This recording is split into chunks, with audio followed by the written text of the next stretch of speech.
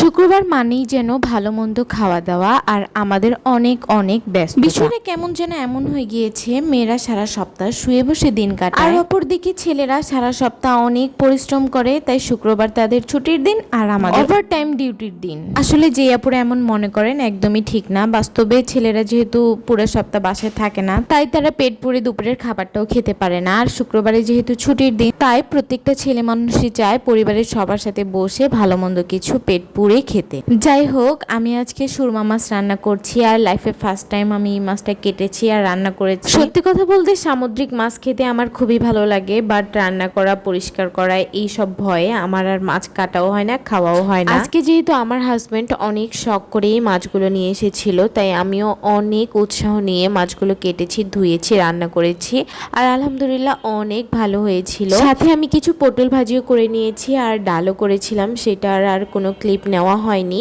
তো আজকের ভিডিওটা এই পর্যন্তই। ভালো থাকবেন, সুস্থ থাকবেন, আর আমার পেজটা ফলো দিয়ে দিবেন।